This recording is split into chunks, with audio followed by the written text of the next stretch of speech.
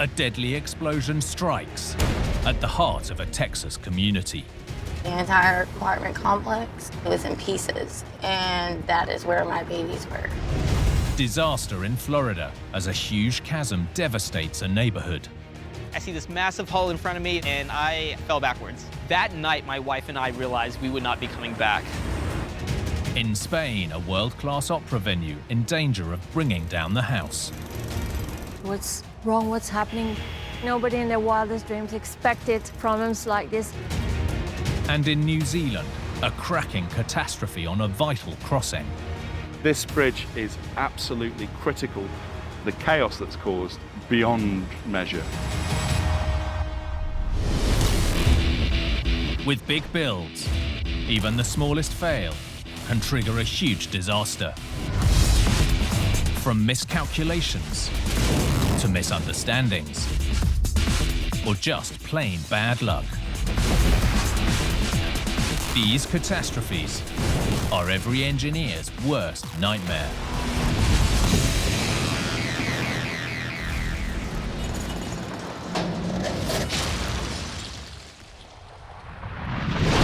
With engineering, robust design and construction are just the beginning. Sometimes the Achilles heel is in day-to-day operations. Like this disaster in Texas that ripped through the heart of a small town. It sounded like a vacuum. Boom. And the next thing I know, it's dark and I can't move. A massive explosion that caused chaos and panic. You could see everything. It's just gone, falling. I've never seen anything in my life like that. A tragedy that left a community in ruins and forced an industry to change. This disaster destroyed homes, businesses, and schools, and nearly wiped an entire town off the map.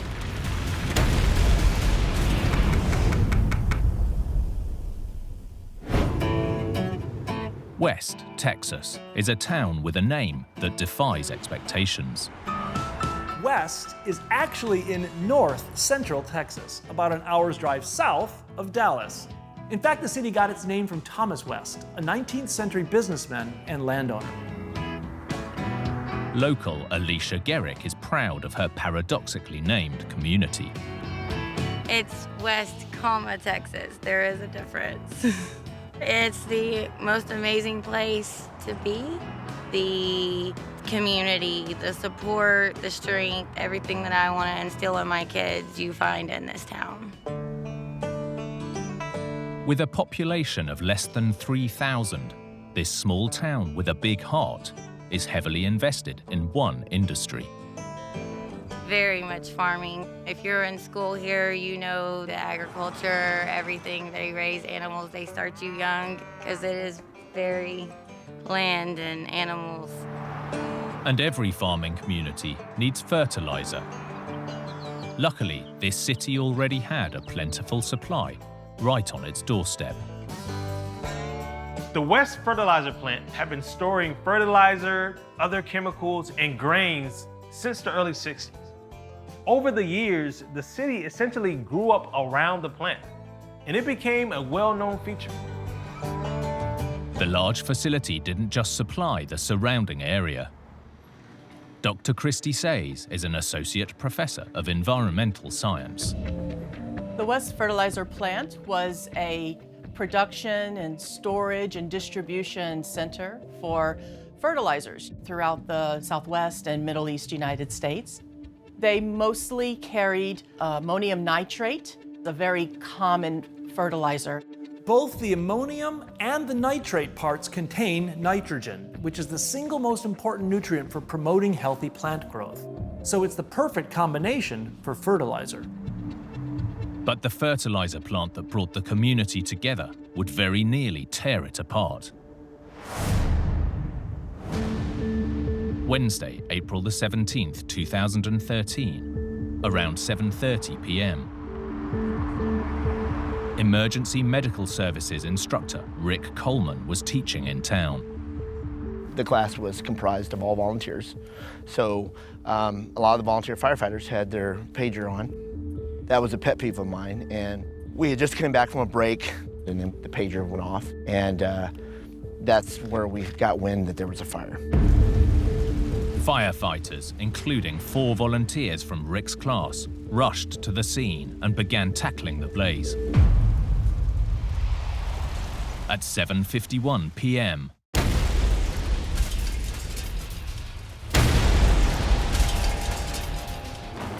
a gigantic blast shook the city. Rick was still inside the classroom building. The next thing I know, it's dark, sprinklers are going off, and I can't move. I reached for my phone and then kind of take a breath and figure out where the hell I am. Alicia Garrick was at work when she was rocked by the shockwaves. I was in the door frame, and I went into the wall, and the other coworkers that were right here with me were screaming, "Oh my God," and all you could see was black. The explosion was so huge that it showed up on seismographs more than 200 kilometers away. I've never seen anything in my life like that. Something was wrong. It was a lot of black smoke, a lot of black smoke. Businesses, schools, and a nursing home were damaged or destroyed by the devastating explosion.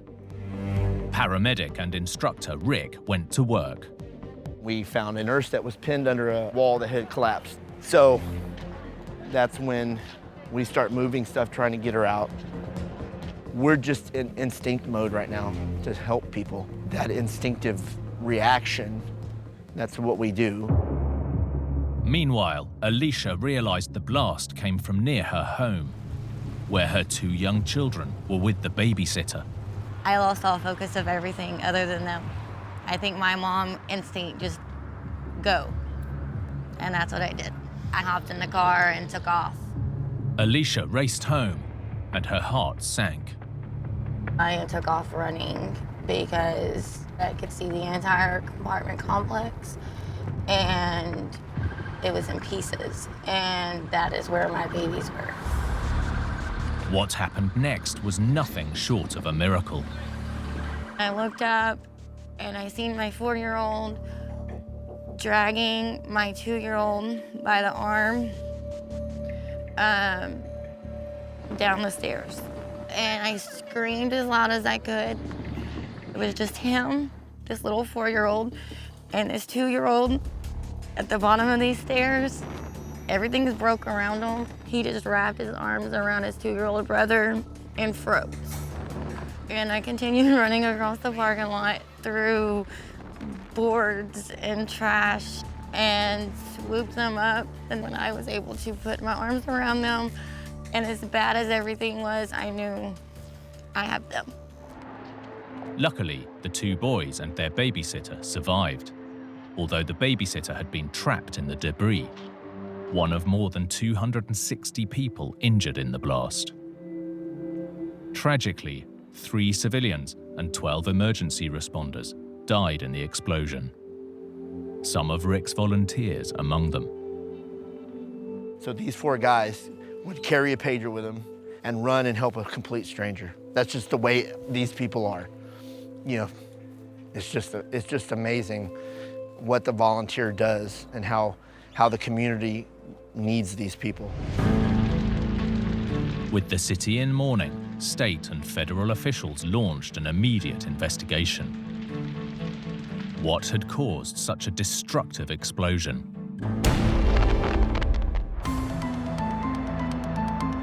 Was this a bomb? What was this? Everything was just a mess, but you couldn't tell what it was that made it do this. Investigators focused on the chemicals within the fertilizer plant, and one product in particular, ammonium nitrate. In the US, about 80% of ammonium nitrate is turned into fertilizer, but it's also a vital ingredient in industrial explosives used for mining and quarrying. Like a lot of dangerous chemicals, safe storage is key. The investigation discovered that on the day of the incident, around 50 tons of ammonium nitrate was stockpiled, next to other chemicals in 2 open-ended wooden bins. Dr. Christy Says is an associate professor of environmental science. When you start to have contaminants added to the ammonium nitrate, for instance, dust, hay, grass, things like this, then you really start to increase its likelihood of it having a lower threshold for explosion. As a fire ignited and spread out of control, smoke and soot began to accumulate on the loose pile of ammonium nitrate, rapidly heating it. In normal storage conditions, fertilizer-grade ammonium nitrate is difficult to ignite, but intense heat and contamination can cause it to become increasingly unstable. There was one other very unlikely substance that could have lit the fuse, and that is water. Ammonium nitrate is a salt. It will absorb water, and that water changes the constituency of the fertilizer itself. You don't normally think of water as a fuel, but in this case, because of the chemistry, water will actually fuel a fire. In fierce heat, this compound can go through a process known as thermal decomposition, rapidly releasing gases including nitrogen oxide and water vapor. And this rapid release of volatile gas can produce devastating results. With the combination of the oxygen, the water, the fire, and the ammonium nitrate then exploded.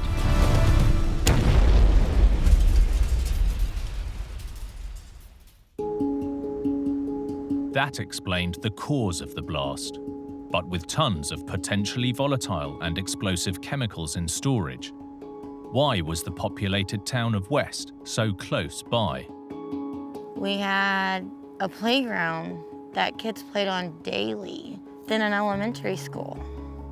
So many things so close to a fertilizer plant that could even have the possibility of doing something like that.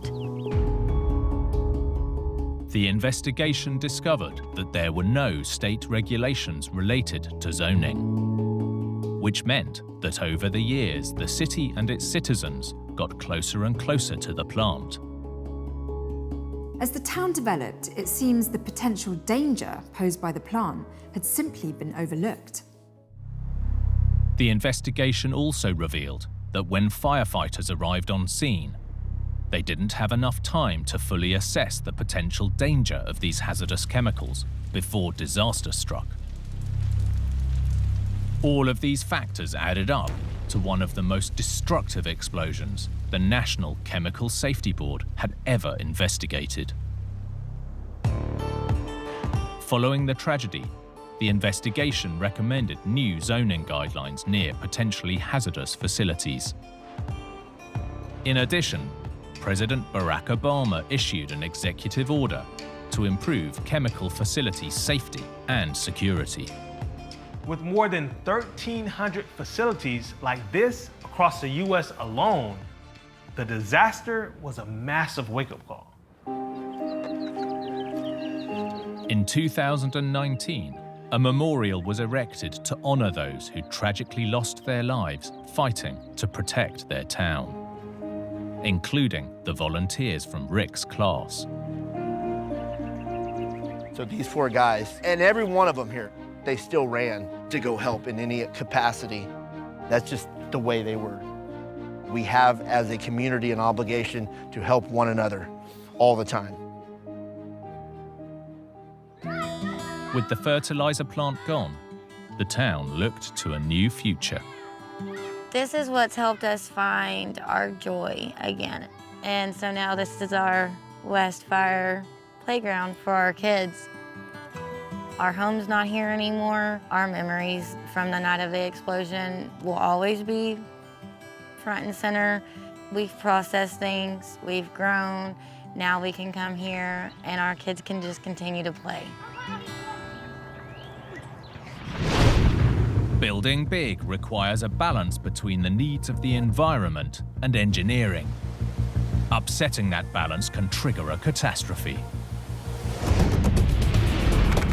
like this disaster in Florida, where a neighborhood began to disappear. This looks just like a bottomless pit opening up. A gaping sinkhole that kept growing, forcing people out of their homes. I could hear a hissing sound. I see this massive hole in front of me. Leaving residents asking, was this catastrophe the work of man or Mother Nature? Once they saw the police and the fire, a lot of them knew something serious was going on.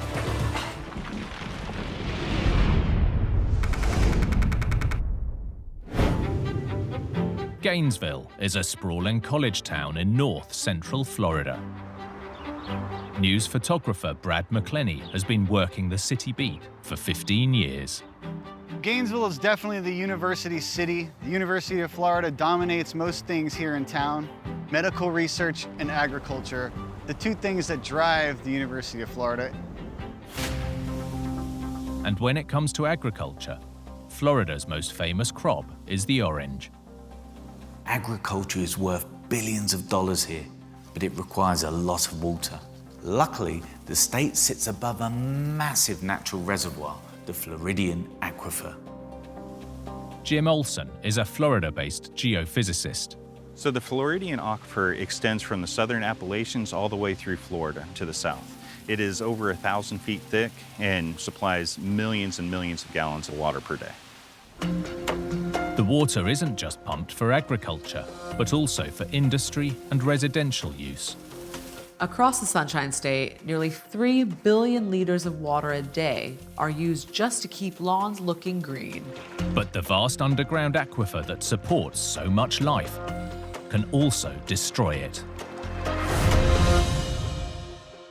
In 2014, Matthew Sebastian and his wife Lucy relocated to Gainesville, where he was attending medical school. They decided to put down roots in the suburb of Westwood. The vibe in the Westwood neighborhood is super chill. It is one of community and friendship, and it's been fantastic. My wife was 7 months pregnant at the time. I was still in med school, and we envisioned a life here in Gainesville. But their dream would soon become a nightmare. October the 22nd, 2020. Matthew was returning from work. I came home and I smelled something like gas, and obviously I was very concerned. I went to go investigate what the smell could be coming from. On closer inspection, it was clear this was more than just a leaky pipe. I went into the backyard, then I could hear a hissing sound. So I follow the hissing sound. I see this massive hole in front of me. It's probably 15 feet across, and I fell backwards. As news of the disaster spread, photographer Brad McClenney arrived to witness the devastating scene.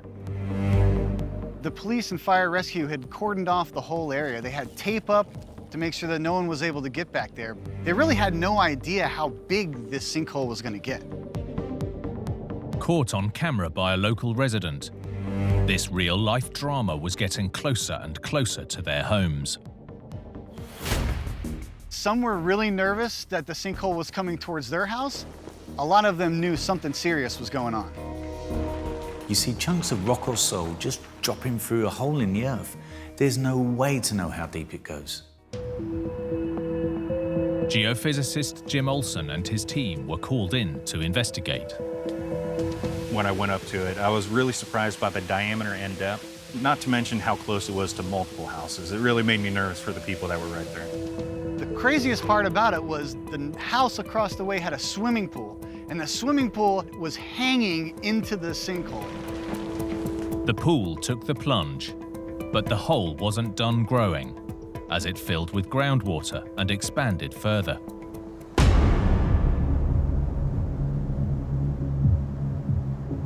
The yawning chasm had appeared from nowhere, and in just a few days destroyed homes and lives.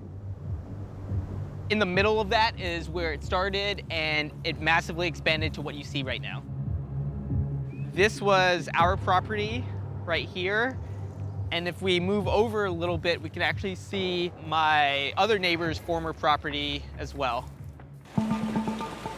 Luckily, no one was injured, But in all, 5 homes had to be demolished as this nearly 40-meter sinkhole ripped apart the community. Some of the residents had been here 20, 30 years, and they had raised their kids here. Now your home was basically a waste. The neighborhood jokingly calls it the hell portal, and I think that's a very appropriate name. But what had caused this huge sinkhole to open up in a residential neighborhood? At first, the explanation seemed simple. So Florida as a state is very prone to sinkholes because we have karst topography, and those are characterized by the dissolution of limestone. Karst landscape can be found all over the world in layers of soluble limestone bedrock. Wherever it is, there's one key feature: underground caves. Limestone interacts with the acidic rainwater and groundwater, dissolving that calcium carbonate in the limestone, creating these large caverns and voids. In Florida, as those underground caves, cracks and fissures filled with water, they helped form the Floridian aquifer. Caves hidden underground are generally no problem. The trouble starts when the roof gets too thin and collapses. When that happens, the soil above drops through into the cave below, and you have yourself a sinkhole. On the surface, the westward sinkhole may appear to be a freak act of Mother Nature. But it seems there was more at play, thanks to the insatiable thirst for water from the Floridian aquifer. So as of 2015, Floridians were drawing over 15 billion gallons of water per day for a variety of uses. When we're pulling water from the aquifer near municipalities or these large agricultural lands, it's the spot location where we're drawing the water is really taxing on the system. The imbalance in water levels in specific locations caused a phenomenon known as the drawdown effect. The drawdown effect is when demand lowers the water table in certain locations. Cracks and fissures that are normally supported by water pressure are left empty, and the ground above becomes vulnerable to collapse. As more water is extracted, the aquifer can't keep the water table topped up everywhere, so sinkholes will become ever more common. Natural forces, industry and agriculture all combined to yield this nightmare sinkhole. But it was Matthew and his neighbors who were left to pay the price. That night, my wife and I realized we would not be coming back. And just for our safety, because honestly, we had no idea what was going to happen with this hole, we decided no matter what, it wasn't going to be safe to live here anymore. While Matthew has moved out and moved on, the sinkhole continues to linger. There's 2 ways to fill an existing sinkhole. It's either by putting fill material in there, such as soil, clays, sands, and just dumping it in there. The other way is pumping concrete grout into the ground. But with a chasm of this scale, the cost to fill it outweighs the benefits. Sometimes it can cost as little as $5,000 to $10,000 to repair sinkholes, and sometimes it can be over $500,000 to $1 million to repair a large sinkhole feature. The whole of Florida sits on this type of limestone landscape, and the cracks and caves are constantly growing. So there's really no getting away from this problem. Sinkholes are a fact of life. You never really know when they're gonna pop up. They don't happen every day. Matthew and his former neighbors still own the land. And with the chasm presenting a constant danger, they have taken on the responsibility of putting up a fence around the sinkhole to keep people safe. Luckily, they've got a little protection themselves. As a Florida homeowner, you have something called catastrophic ground collapse coverage. And so that's what kicked in for us.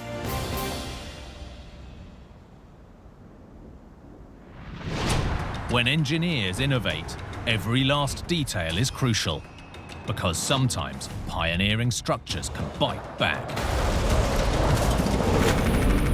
Like this building in Spain that was coming apart at the seams. Hatches were starting to fall down. Nobody in their wildest dreams expected problems like this. An unanticipated issue causing an iconic structure to lose face. Expansion and contraction, and then the pieces fall down, drops to the floor. Tiles were crashing down from the roof. This stunning structure was shedding its skin onto the sidewalk below.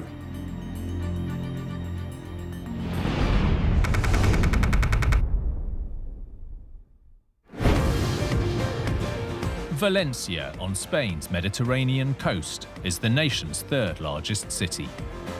Boasting hot, dry summers and mild winters, this bustling metropolis has a lot to offer. Valencia was founded by the Romans more than 2,000 years ago. As well as great weather, it has amazing culture and stunning architecture. Long in the shadow of Barcelona and Madrid, in 1996, Valencia embarked on its most ambitious ever engineering project. 9 years and around €1 billion in the making. The City of Arts and Sciences. This complex was unlike anything Spain had ever seen, with 6 futuristic structures hosting everything from an aquarium to a cinema. The outside of the buildings was every bit as appealing as what was going on inside. The crowning glory was this, the tallest opera house in the world, known as the Queen Sofia Palace of the Arts.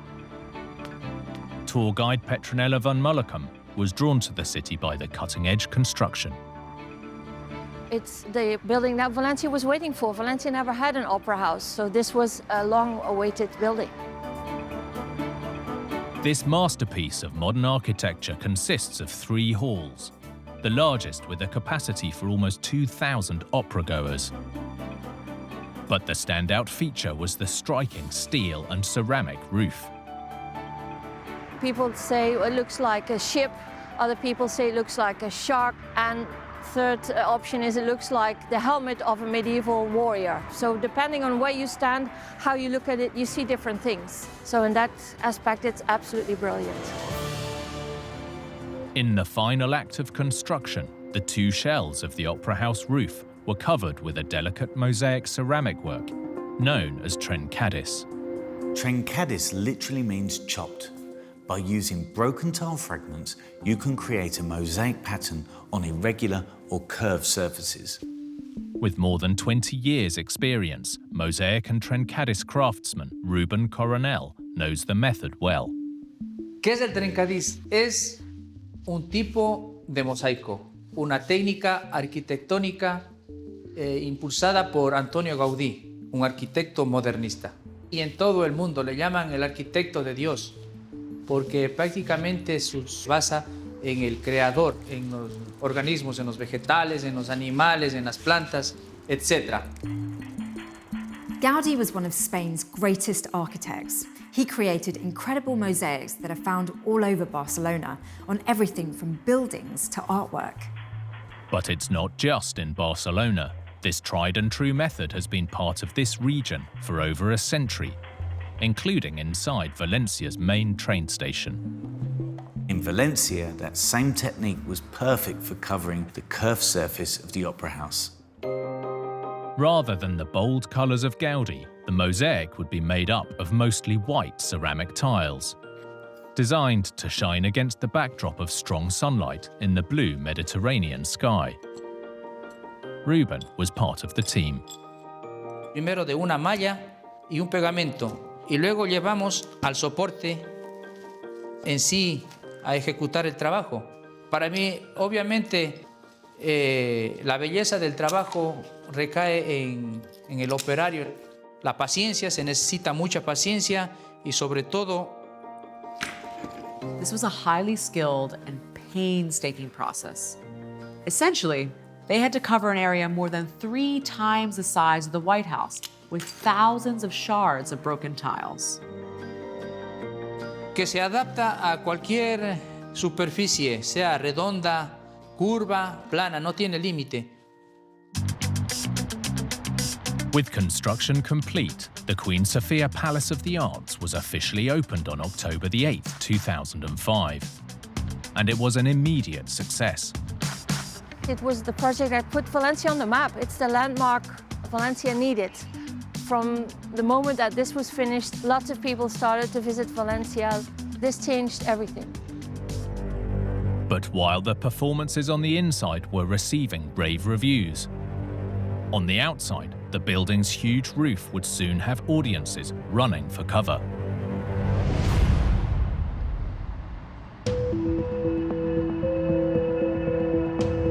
late December 2013, and for tour guide Petronella van Mollekam, word was starting to spread that something was wrong with the stunning structure. People started to notice things on the outside of the buildings. They saw parts of the trencadis like bulging, and they would ask questions during the tours. What's wrong? What's happening with the trencadis on the outside? Worse was to come. On December the 26th, 2013, as high winds swept across the city, sections of the signature mosaic began tumbling to the ground. We saw parts falling off. That was a bit of a shock. Nobody in their wildest dreams expected problems like this happening on a modern building that was only 8 years old.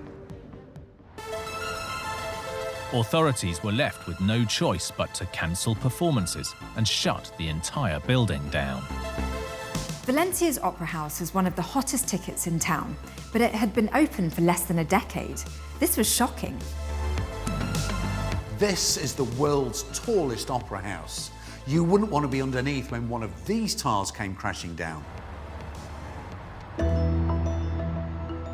Valencia's striking Queen Sofia Palace of the Arts was facing disaster. This being the most expensive building of the whole project, most iconic, was a scandal that after 8 years there were already things not working. The problem, it seems, stemmed from Valencia's hot, windy climate and how it interacted with the steel, trencadis-covered roof.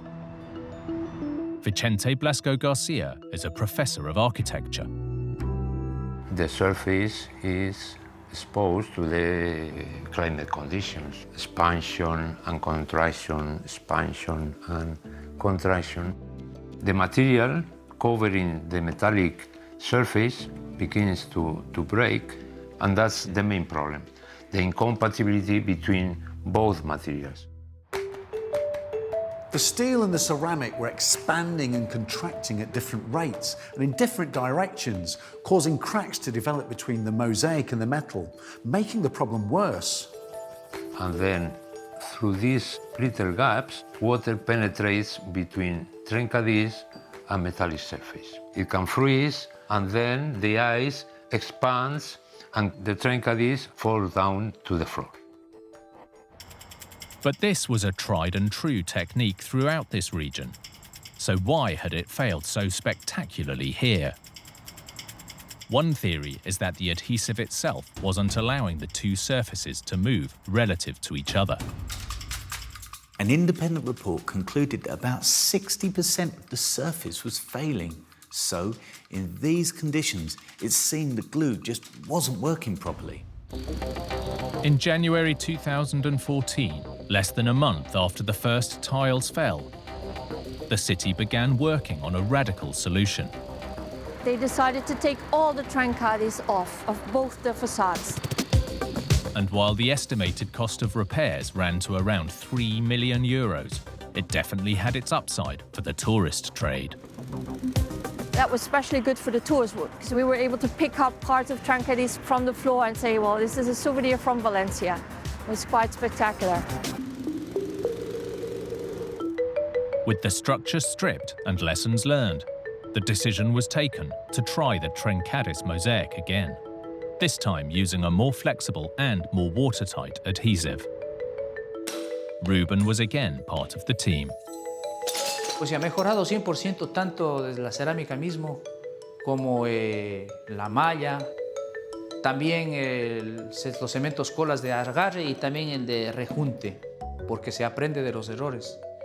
Y para mi parecer quedó estupendamente muy bien. Fully reopened, Valencia's Opera House continues to wow audiences from all over the world, inside and out. Cada vez que veo estos edificios me lleno de emoción. Poder decirles a mis hijos, vuestro padre trabajó ahí, en ese edificio, eso me llena de alegría. Y es Valencia, una ciudad que amo muchísimo y me ha bendecido muchísimo. The opera that had to be cancelled back in 2013 was about two ill-fated lovers who couldn't be a happy couple. But in the real drama of the mosaic and the roof, Hopefully now these two can stick together.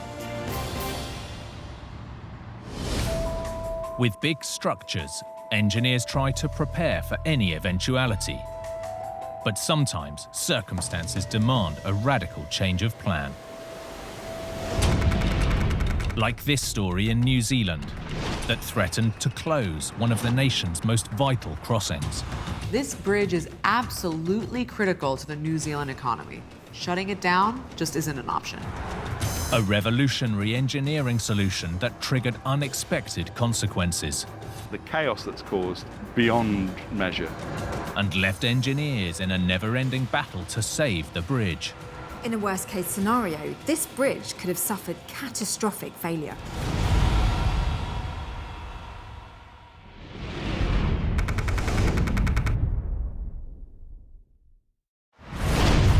Auckland, on New Zealand's North Island, is the nation's largest city. Like the rest of this dynamic country, its geography is complicated. Hayden Donnell is a local journalist. Auckland's landscape is challenging. It's built around 50 volcanoes, it's mountainous, it's hilly, and it has this beautiful harbour in the middle of it here.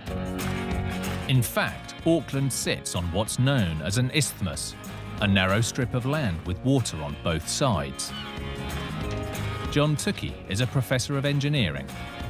Auckland sits between two harbours. It's a natural choke point, ideal location for development of a city in the sense of having access to the ocean on both sides. But as the population grew, this natural bottleneck threatened to choke commuter and trade traffic. To release the pressure, plans were laid for this: a mammoth 1,020-metre crossing known as the Auckland Harbour Bridge. It's a box truss structure, which is it's a simple structure. It's very common in bridge building, has been for a long, long period of time. A box truss relies on a lattice of steel members arranged in a series of triangles, one of engineering's strongest shapes. These work together to create a sturdy, self-supporting span with minimal material. 6 concrete piers support 7 spans. Towards the centre, the boxes arch upwards, creating an almost 200-metre wide, 40-metre high channel for shipping. Construction began in 1955. At the time, it was New Zealand's largest ever infrastructure project.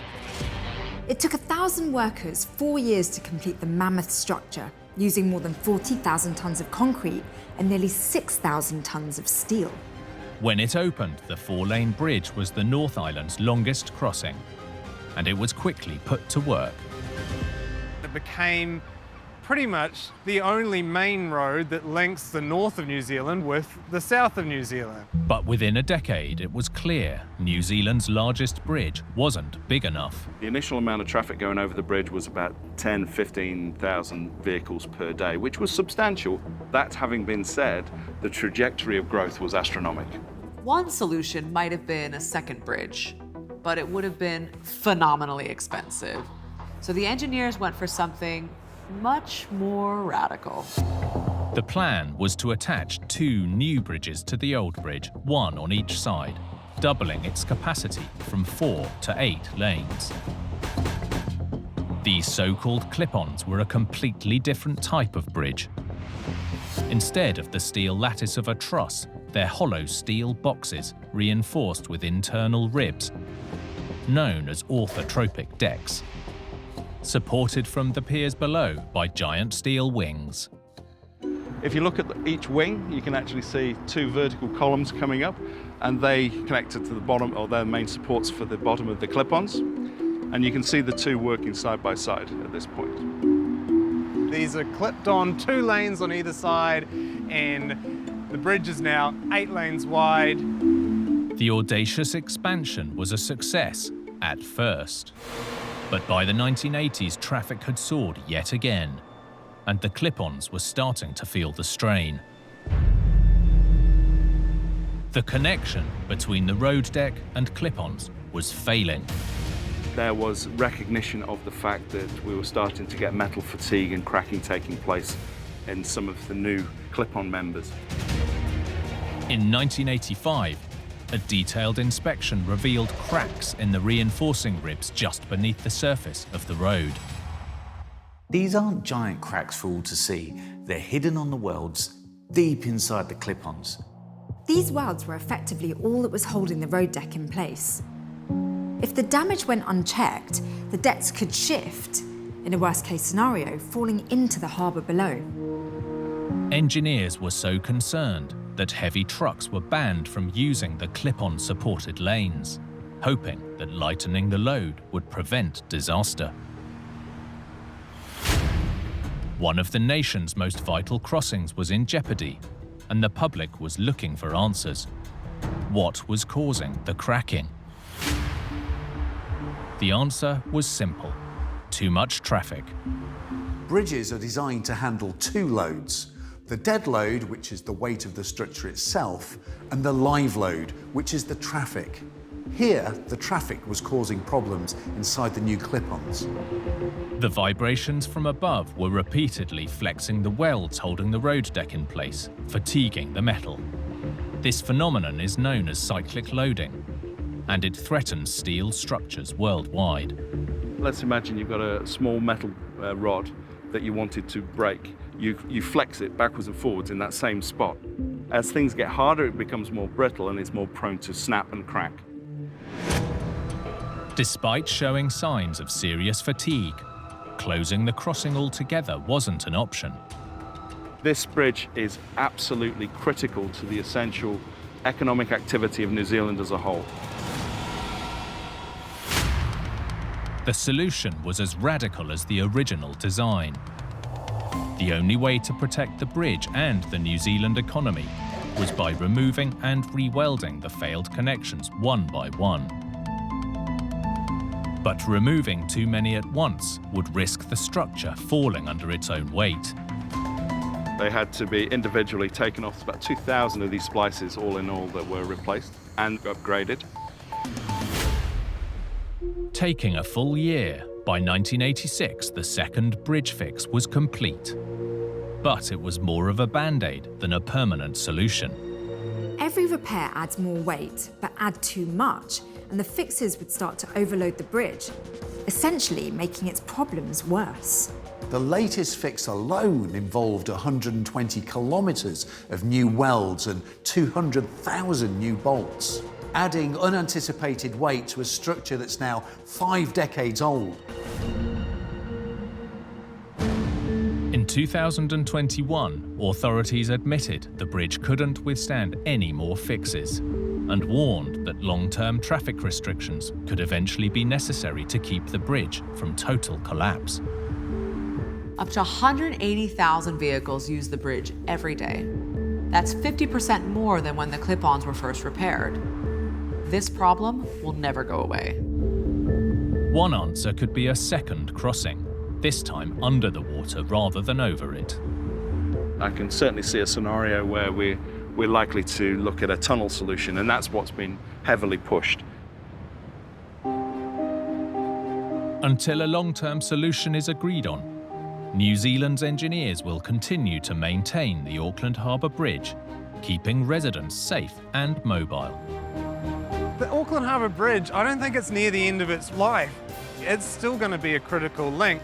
When the bridge was first being planned, engineers simply had no idea how massively popular the crossing would become.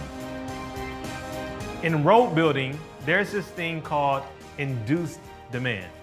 Basically, by making the roads better, more people want to use them. And here, this bridge seems to have proven that theory more than twice over.